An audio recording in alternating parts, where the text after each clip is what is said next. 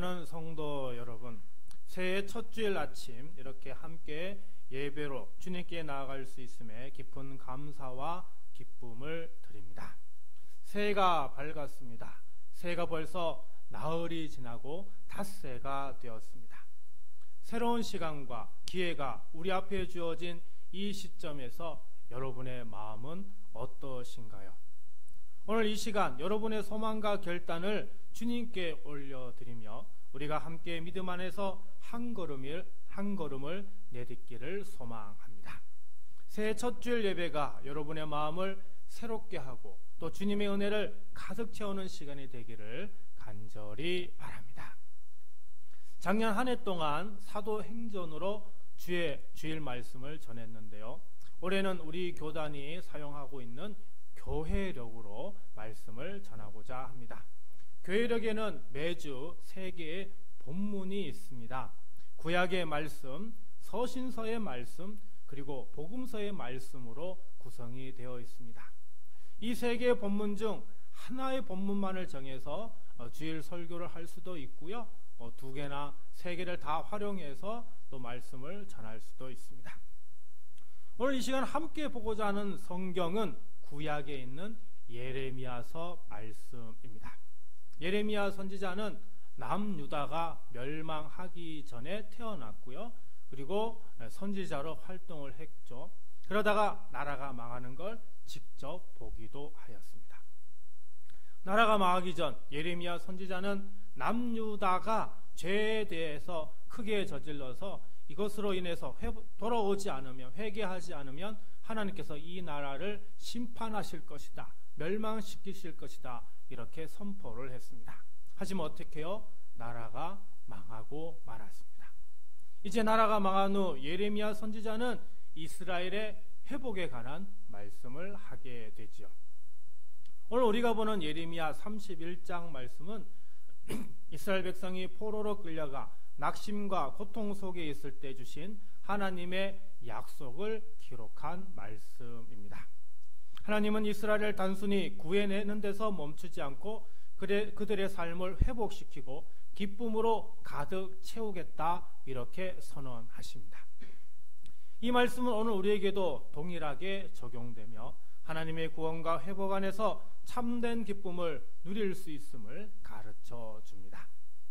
오늘 말씀을 통해 2024년에 암울하고 힘들고 어려웠던 것들 다 청산하시고 2025년 새해에는 하나님의 구원과 회복 안에서 참된 기쁨을 누리는 저와 우리 모두가 되기를 간절히 소망합니다. 오늘 본문 말씀으로 설교를 준비하면서 눈에 띄는 단어가 있었습니다.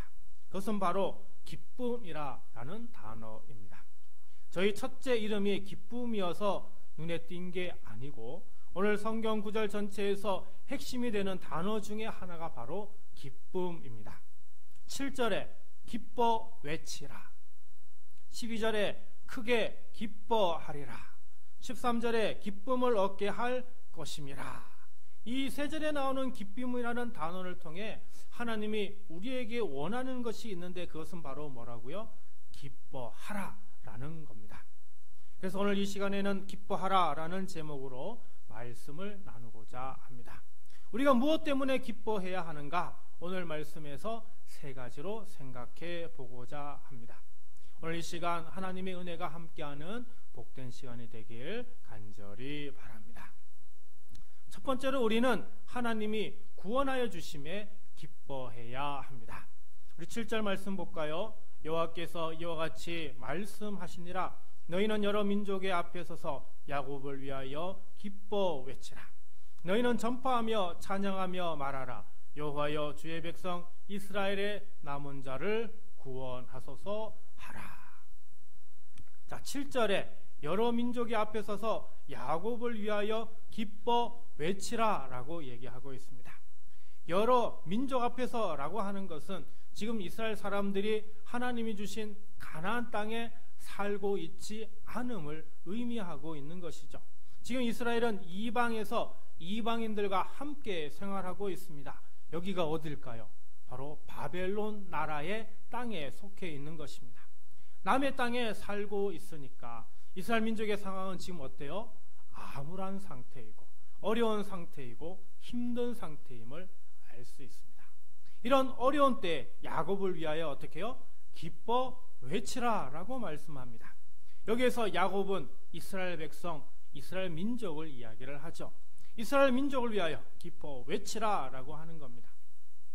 기뻐 외치다, 그냥 기뻐하라 라는 것보다도 훨씬 더 기뻐하는 것을 말합니다. 열정적으로 있는 힘껏 기뻐하라는 그런 의미가 되겠죠. 그리고 너희는 전파하며 찬양하며 말하라 라고 이렇게 소리치고 있습니다. 자, 그러면 왜 이렇게 기뻐하고 그리고 전파하고 찬양하라 이렇게 얘기하는 것인가? 7절 끝에 보니까 여호와여 주의 백성 이스라엘의 남은 자를 구원하소서. 이스라엘의 남은 자, 끝까지 하나님을 믿는 자들, 이런 사람들이 어떻게 해요? 구원받게 해달라 기도하라 라고 하는 겁니다. 왜? 이제 드디어 고통스러운 이방에서의 삶을 끝낼 때가 되었기 때문입니다. 그래서 기뻐하고 찬양하고 이스라엘의 남은 자를 위하여서 기도하라 요청하고 있는 것이죠. 자, 그러면 기뻐하고 찬양하고 기도하면 하나님께서 어떻게 하신다는 걸까요? 8절입니다. 보라 나는 그들을 북쪽 땅에서 인도하며 땅 끝에서부터 모으리라. 그들 중에는 맹인과 다리 저는 사람과 잉태한 여인과 해산하는 여인이 함께 있으며 큰 무리를 이루어 이곳으로 돌아오리라. 자, 하나님께서 이스라엘을 북쪽 땅에서 그리고 땅 끝에서 인도하고 모으신다 말씀하고 있습니다. 흩어진 이스라엘 사람들을 다 어디로? 하나님께서 원래 주셨던 약속의 땅 가나안 땅으로, 지금은 이스라엘 땅으로 다시 돌아오게 하신다라고 하는 거죠. 근데 이때로 돌아오는 사람들이 건장한 사람들만 돌아오는 것이 아니라 연약한 이들도 함께 돌아오게 될 것을 말하죠. 맹인, 다리 저는 사람, 장애인입니다. 혼자서 걷고 혼자서 움직이기 어려운 사람을 얘기하죠. 또 잉태한 여인, 해산하는 여인이라고 얘기합니다. 홀몸이 아닌 여자, 그리고 아이를 두고 있는 여자, 역시 혼자서 이 몸을 가지고 또 아이를 안고 이동하기가 쉽지 않은 이런 사람들인데, 이런 모든 사람들까지도 다 어디로? 그들의 고향인 가나안 땅으로 돌아올 수 있음을 이야기를 합니다. 하나님은 이런 여성과 장애인들까지 다 고향으로 돌아올 수 있도록 안전하게 인도하여 주심을 말씀하고 있죠. 그것이 바로 9절입니다. 그들이 울며 돌아오리니 나의 인도함을 받고 강구할 때에 내가 그들을 넘어지지 아니하고 물 있는 계곡에 고든 길로 가게 하리라. 나는 이스라엘의 아버지요 에브라임은 나의 장자니라. 그들이 고국으로 돌아올 때 어떻게 해요? 기뻐서 울며 돌아온다는 겁니다. 그리고 하나님의 인도하심을 받아서 넘어지지 않는다라고 합니다. 넘어지지 않는다는 것은 그 길이 평탄한 길임을 얘기를 해주고 있는 거죠. 그리고 물 있는 계곡에 고든 길로 가게 한다는 겁니다. 물 있는 계곡, 쉽게 물을 구할 수 있도록 해주신다는 것을 얘기를 하죠. 그리고 굽은 길이 아니라 고든 길이라고 하는 겁니다. 편안하게 안전하게 넘어지지 않고 그리고 가장 빠르게 고국으로 돌아올 수 있도록 이 모든 것들을 하나님께서 약속하여 주시고 있는 거죠. 10절입니다. 이방들이여 너희는 여호와의 말씀을 듣고 먼 섬에 전파하여 이르기를 이스라엘을 흩으신 자가 그를 모으시고 목자가 그 양떼에게 행함같이 그를 지키시로다. 이제 하나님은 이방인들에게도 하나님의 말씀을 듣고 먼 섬에까지 전파하라고 얘기합니다. 뭘 전파하라고요? 이스라엘을 흩으신 자가 그들을 모으신다라고 하는 거죠. 이스라엘을 흩으신 자가 누굽니까? 하나님이십니다. 하나님께서 범죄한 이스라엘을 흩어버리셨는데 이제는 어떻게 해요? 다시 모으신다 말씀하고 있죠. 목자가 마치 그 양떼에게 행함같이 그를 지키신다라고 얘기합니다. 전에는 이 양떼들을 흩어버리셨지만 이제는 선한 목자가 되셔서 모두 다 불러 모으심을 말씀하고 있죠. 11절입니다. 여호와께서 야곱을 구원하시되 그들보다 강한 자의 손에서 속량하셨으니, 더 나아가서 하나님은 야곱 이스라엘 민족을 구원하시되 이스라엘 민족보다 더 강한 그런 자손의 손에서 어떻게 하셨다고요? 속량하셨다는 것입니다. 값을 지불하셨다라고 하는 겁니다. 그래서 이들이 고향으로 돌아오는데 아무런 위협이나 어려움을 당하지 않고 안전하게 무사하게 돌아올 수 있음을 얘기를 하는 것입니다. 이처럼 이방에서의 험한 세월을 다 내려놓고 고국으로 돌아올 수 있게 해주신다 하나님께서 말씀하고 있죠. 오늘 주님을 구주로 고백하는 우리 믿는 성도에게 2025년 새해 바로 이런 구원의 해가 되기를 간절히 소망합니다. 그래서 작년까지 꽉 막혀 있었던 모든 길이 뻥 뚫려서 우리에게 주신 인생길을 잘 갈 수 있도록 하나님께서 함께하여 주실 줄 믿습니다. 우리가 비록 연약하고 나약하다 할지라도 하나님은 우리가 끝까지 구원받도록 우리를 인도하여 주실 줄 믿습니다. 우리가 가는 길 가운데 물 있는 계곡으로 걷게 해주시고 고든 길로 걸어갈 수 있게 해주시고 평탄인 길로 걷게 하여 주셔서 넘어지지 않고 안전하게 갈 수 있도록 우리를 인도하여 주실 줄 믿습니다. 무엇보다 우리가 해결하지 못한 것도 하나님이 다 갚아주셔서 아무 문제 없이 한 해를 기뻐하며 우리 인생길을 걸어가도록 동행하여 주실 줄 믿습니다. 올 새해는 이런 하나님의 구원하여 주시는 놀라운 은혜가 함께하기를 간절히 소망합니다. 두 번째로 우리는 하나님이 공급하여 주심에 기뻐해야 합니다. 하나님은 우리의 길을 열어 구원하여 주시는 것뿐만 아니라 우리가 이 땅 가운데 살아갈 때 필요한 것들을 충분히 공급하여 주십니다. 12절입니다. 그들이 와서 시온의 높은 곳에서 찬송하며 여호와의 복 곧 곡식과 새 포도주와 기름과 어린 양의 양떼와 소의 떼를 얻고 크게 기뻐하리라. 자, 그들이 와서 이스라엘에 온다는 거죠. 어디로? 고향으로. 고향이 어디입니까? 가나안 땅. 지금은 이스라엘 땅, 유대 땅, 예루살렘을 이야기를 하고 있습니다. 고향으로 돌아온 이스라엘은 무엇을 얻는다고 합니까?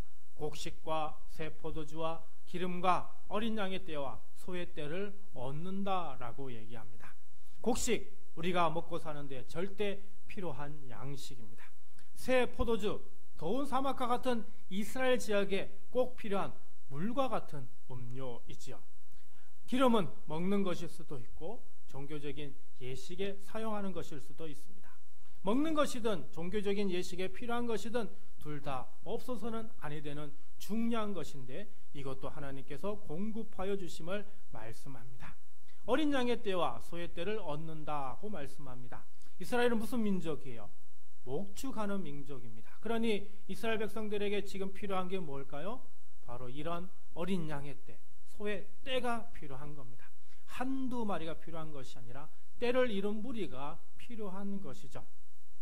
양의 떼와 소의 떼를 얻는다는 것은 풍족하게 채워주시고 이 민족이 안전하게 튼튼하게 성장하고 자랄 수 있음을 말씀해 주고 있는 겁니다. 올 한 해 우리 성도님들의 가정에 이와 같은 복이 차고 넘치기를 기원합니다. 의식주, 우리에게 필요한 것, 입을 것, 먹을 것, 살 곳에 대한 이런 문제가 잘 해결되고 하나님이 채워주시는 은혜가 차고 넘치시기를 간절히 소망합니다. 또 14절입니다. 내가 기름으로 제사장들의 마음을 흡족하게 하며 내 복으로 내 백성을 만족하게 하리라. 여호와의 말씀이니라. 기름으로 제사장들의 마음을 흡족하게 하며 이렇게 말씀합니다. 기름으로 어떻게 제사장들의 마음을 흡족하게 할 수 있을까요? 그동안 이스라엘은 이방 땅에 있었기 때문에 하나님께 제사를 드릴 수 있었습니까? 그렇지 못했죠. 하나님께 제사하지 못하니 당연히 제사장들이 행복할 수도 없었고 제사를 드리지 못하니 제사장에게도 몫이 돌아오는 것이 없었습니다. 하지만 이제 이스라엘이 고국으로 돌아와 하나님이 주시는 풍요를 누리게 되니 이스라엘이 하나님께 감사한 마음으로 담아 풍성한 재물을 가지고 제사를 드린단 말이죠. 하나님께 가장 귀한 것을 바치니 제사를 이 제사장에게도 아주 그 몫이 돌아가게 되는 겁니다. 그래서 기름으로 제사장들의 마음을 흡족하게 하며 라고 말씀하고 있는 거죠. 우리 교회도 성도님들이 더 많이 찾아와 기쁘고 감사한 마음으로 하나님께 풍족하게 제물을 바치고 헌금을 하면 여러분 제 마음이 어떨까요? 엄청 흡족하겠죠. 올 한 해 우리 성도님들 가정에 풍성함이 있어서 감사함을 하나님께 드림으로 우리 교회 안에도 제물의 풍성함이 있고, 그래서 더 나아가 지역을 위한 사역들을 더 많이 감당할 수 있기를 저는 기도하고 있습니다. 또 내 복으로 내 백성을 만족하게 하리라 말씀합니다. 하나님의 복으로 하나님의 백성을 만족하게 하신다 말씀하고 있죠. 이제 이스라엘이 지금 하나님께 제사하고 하나님이 주신 것에 대하여 감사하기 때문에 하나님께서 이런 이스라엘 백성들에게 하나님만이 주실 수 있는 복을 주시겠다라고 말씀하고 있고, 하나님의 백성은 하나님이 주시는 이 복으로 또 만족하면서 또 하나님께 더 많은 제물을 드리게 될 것을 말씀하고 있습니다. 그러므로 우리 사랑하는 성도 여러분, 하나님께서 주시는 이런 공급해 주시는 풍성함을 통해서 하나님께 진정으로 감사하고 하나님께 기쁜 마음으로 예배를 드리고, 그것을 통해서 또 하나님 주시는 더 큰 복을 누리며 살아가는 2025년이 되기를 간절히 바랍니다. 마지막 세 번째로 우리는 하나님이 위로하여 주심에 기뻐해야 합니다. 하나님은 단지 우리 육신에 필요한 것들만을 공급해 주시는 분이 아닙니다. 하나님은 우리 마음도 아시고 그 마음을 헤아려 주시는 분입니다. 여러분, 한 해 동안 마음이 얼마나 힘드셨습니까? 가정에서의 어려움, 직장에서의 어려움, 두말할 것도 없겠죠. 우리는 늘 이런 걱정과 근심, 염려를 안고 삽니다. 그러다 보니 우리 안에는 아픔, 상처, 고통, 두려움, 이런 것들이 뭉쳐져 덩어리가 되어서 깊은 어둠이라고 하는 게 따리를 틀고 있습니다. 그래서 우리가 생각하고 행동하는 것들이 부정적이고, 뭘 하기만 하면 스트레스를 받고, 사람들을 만나면 불안하고, 그래서 우리의 얼굴에는 이런 부정적인 모습이 가득 차 있습니다. 오늘 이 자리에 있는 성도들 가운데도 이런 세상적 어두움을 얼굴에 담고 살고 있지는 않습니까? 하나님이 이런 우리의 마음을 다 아십니다. 우리의 마음을 아시는 하나님은 우리 마음에 있는 이런 근원적 어두움을 다 제거하여 주십니다. 12절 중반부터 볼까요? 그 심령은 물된 동산 같겠고 다시는 근심이 없으리로다 할지어다. 그 마음이 어떻다고요? 물된 동산 같다고요. 물된 동산은 어떤 상태를 말할까요? 여러분, 어릴 때 혹시 시골에서 모내기를 하는 거 본 적이 있습니까? 모내기를 하려면 먼저 그 논에 어떻게 해요? 물이 가득 차 있어야 됩니다. 모내기 하는 그날 물을 채워야 되는 것이 아니라 이미 몇 날 며칠 전에 물을 가득 채워놔야 됩니다. 그래서 모내기를 하는 땅에 그 땅이 어떻게 해요? 질퍽질퍽 해야만 모내기를 쉽게 할 수가 있는 겁니다. 이처럼 물된 동산이라고 하는 것은 생명을 살리는 것을 이야기를 합니다. 사람이 필요한 먹거리 그리고 이런 모든 것들을 충분히 넉넉히 제공할 수 있도록 그 모든 기본이 되고 바탕이 되는 것을 의미하고 있는 것이죠. 이렇게 필요한 것을 충분히 공급받는 상태, 공급해주는 상태를 물된 동산이라 이렇게 표현하고 있는 겁니다. 필요한 것을 이처럼 공급받으면 우리 마음에 근심이 있을 이유가 있을까요? 그렇지 않죠. 걱정하고 염려할 일이 없습니다. 전혀 근심하지 않게 되는 것이죠. 하나님이 바로 이런 분이심을 말씀해 주고 있습니다. 하나님은 우리에게 물된 동산 같으셔서 우리에게 있는 근심, 걱정, 문제거리들을 해결해 주셔서 더 이상 이런 문제로 근심하지 않게 하신다 말씀하고 있는 것입니다. 그래서 13절입니다. 그때 처녀는 춤추며 즐거워하겠고 청년과 노인은 함께 즐거워하리니 내가 그들의 슬픔을 돌려서 즐겁게 하며 그들을 위로하여 그들의 근심으로부터 기쁨을 얻게 할 것임이라. 하나님은 우리에게 있는 슬픔을 아셔서 우리가 인생 가운데 겪는 수많은 어려움이나 하여 우리가 정말 슬퍼하고 힘들어하는 이런 모든 문제들을 하나님께서 해결하여 주심을 말씀하고 있습니다. 그래서 이 모든 것들이 해결될 때 우리는 어떻게 해요? 즐거워하고 기뻐하게 되는 것이죠. 자, 여기에서 누가 춤추고 즐거워합니까? 처녀와 청년과 노인이 함께 즐거워한다 말씀하고 있습니다. 아주 중요한 표현이죠. 이제 인생을 새롭게 시작하려고 하는 처녀와 청년의 그 장래가 밝다는 것을 얘기합니다. 그리고 인생의 마지막을 사는 노인도 그들의 노년이 즐겁고 행복함을 의미합니다. 이 말은 그 처녀, 청년 그리고 노인들만 행복하고 즐거운 것이 아니라 모든 세대가 다 행복하고 즐겁게 됨을 의미하고 있는 것이죠. 여러분, 오늘날 우리 사회가 어떻습니까? 청년들의 장래가 밝다고 합니까? 늘 뉴스를 보면 어둡다는 얘기들밖에 없습니다. 오늘날 청년들이 결혼을 하지 않으려고 합니다. 왜? 장래가 밝지 않기 때문입니다. 이제 은퇴하시는 분들은 어떻습니까? 자녀들 뒷바라지 하느라 노후 준비를 하지 못해 힘들게 사는 분들을 우리는 언론을 통해서 얼마나 많이 볼 수 있는지 모릅니다. 자, 그러면 청년들과 노인들만 어렵다는 말일까요? 그만큼 이 세대가, 모든 세대가 다 힘들고 어렵게 살고 있음을 말씀하고 있습니다. 이게 오늘 우리 시대의 현주소입니다. 하지만 하나님께서 우리 믿는 성도들의 앞길을 열어주실 줄 믿습니다. 우리 하나님께서 우리들의 마음을 헤아려 주셔서 모든 어려움을 해결할 수 있도록 도와주실 줄 믿습니다. 그래서 우리 삶에 필요한 모든 것을 공급해 주시고 우리의 마음을 헤아려 주셔서 근심을 다 해결해 주시고 이제 우리가 기뻐하고 즐거워하며 살아갈 수 있도록 함께하여 주실 줄 믿습니다.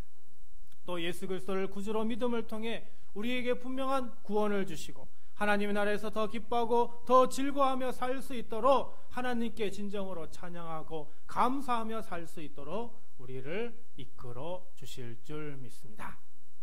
2025년 새해에는 이렇게 하나님이 우리에게 주시는 것을 통해 진정으로 기뻐하고 기쁘게 외치고 크게 기뻐하고 또 하나님께 감사하며 삶을 살아가는 우리 모두가 되길 간절히 축원합니다.